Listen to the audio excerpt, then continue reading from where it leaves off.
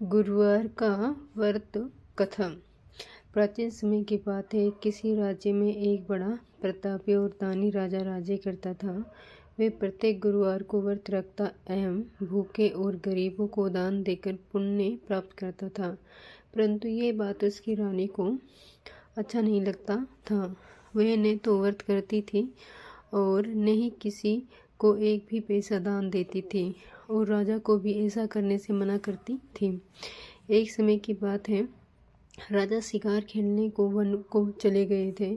घर पर रानी और दासी थी। उसी समय गुरु बृहस्पति देव साधु का रूप धारण कर राजा के दरवाजे पर भिक्षा मांगने को आए। साधु ने जब रानी से भिक्षा मांगी तो वे कहने लगी, हे साधु महाराज, मैं इस दान पुण्य से तंग आ गई हूँ। आप कोई ऐसा उपाय बताओ जिससे कि सारा धन नष्ट हो जाए और मैं आराम से रह सकूं।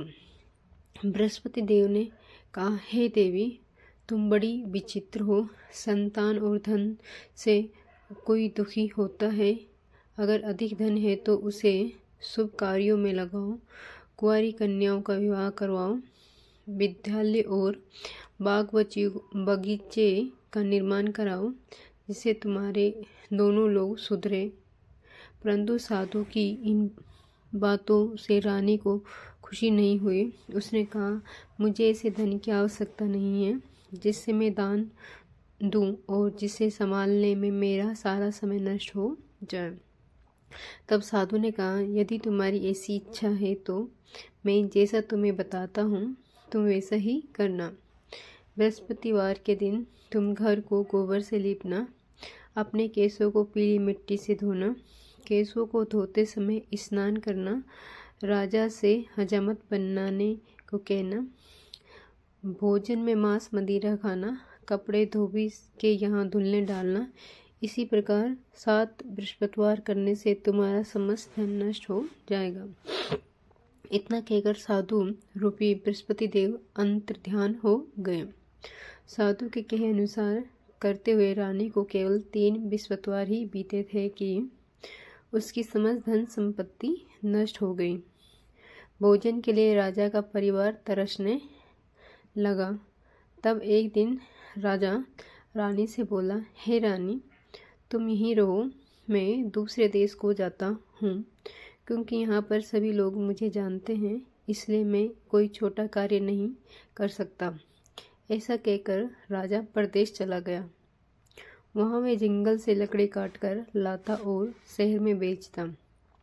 इसी तरह वे अपना जीवन व्यतीत करने लगा। इधर राजा के परदेश जाते ही रानी और दासी दुखी रहने लगी। एक बार जब रानी और दासी को 7 दिन तक बिना भोजन के रहना पड़ा तो रानी ने अपनी दासी से कहा, हे दासी, पास ही के नगर में मेरी बहन रहती है। वे बड़ी धनवान है, तो उसके पास जा और कुछ ले आ ताकि थोड़ा बहुत गुजर बसर हो जाए। दासी रानी की बहन के पास गई। उस दिन बृहस्पतिवार था और रानी की बहन उस समय बृहस्पतिवार व्रत की कथा सुन रही थी। दासी ने रानी की बहन को अपनी रानी का संदेश दिया, लेकिन रानी की बड़ी बहन ने कोई उत्तर नहीं दिया। जब दासी को रानी की बहन से कोई उत्तर नहीं मिला तो वह बहुत दुखी हुई और उसे क्रोध भी आया। दासी ने वापस आकर रानी को सारी बात बता दी। सुनकर रानी ने अपने भाग्यों को कोसा। उधर रानी की बहन ने सोचा कि मेरी बहन की दासी आई थी, परंतु मैं उससे नहीं बोली, इससे वह बहुत दुखी हुई होगी। कथा सुनकर और पूजन समाप्त कर वह अपनी बहन के घर आई और कहने लगी, हे बहन, मैं बृहस्पतिवार का व्रत कर रही थी।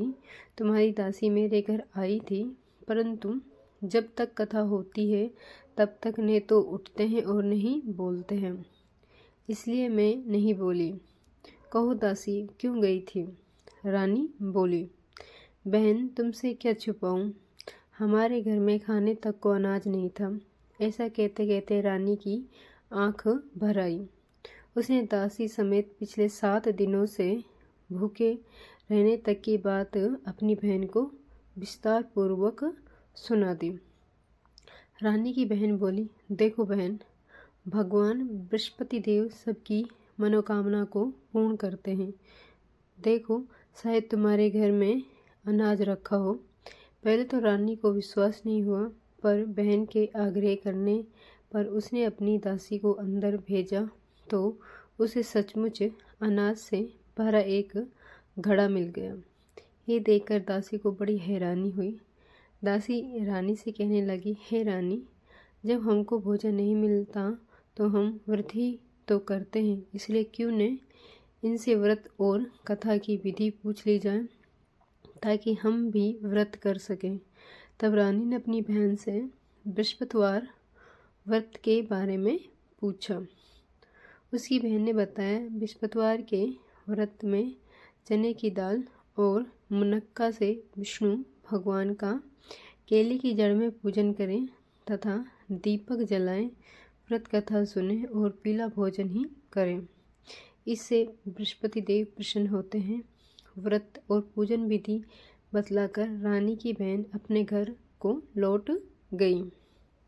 7वें रोज बाद जब गुरुवार आया तो रानी और दासी ने निश्चय अनुसार व्रत रखा। गुड़शाल में जाकर चना और गुड़ बीन लाई और फिर उनकी दाल से केले की जड़ तथा विष्णु भगवान का पूजन किया। अब पीला भोजन कहाँ से आए, इस बात को लेकर दोनों बहुत दुखी थे। क्योंकि उन्होंने व्रत रखा था, इसलिए गुरुदेव उन पर प्रसन्न थे। इसलिए वे एक साधारण व्यक्ति का रूप धारण कर 2 थालों में सुंदर पीला भोजन दासी को दे गए।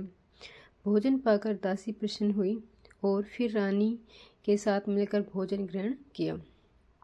उसके बाद वे सभी गुरुवार को व्रत और पूजन करने लगे। बृहस्पति भगवान की कृपा से उनके पास फिर से धन संपत्ति हो गई, परंतु रानी फिर से पहले की तरह आलस्य करने लगी। तब दासी बोली, देखो रानी, तुम पहले भी इस प्रकार आलस्य करती थी, तुम्हें धन रखने में कष्ट होता था, इस कारण सभी धन नष्ट हो गया, और अब जब भगवान गुरुदेव की कृपा से धन मिला है तो तुम्हें फिर से आलस्य होता है। बड़ी मुसीबतों के बाद हमने ये धन पाया है, इसलिए हम दान पुण्य करना चाहिए, भूखे मनुष्य को भोजन कराना चाहिए और धन को शुभ कार्यों में खर्च करना चाहिए, जिससे तुम्हारे कुल का यश बढ़ेगा, स्वर्ग की प्राप्ति हो और पितर प्रसन्न हो। दासी की बात मानकर रानी अपना धन शुभ कार्यों में खर्च करने लगी, जिससे पूरे नगर में उसका यश फैलने लगा।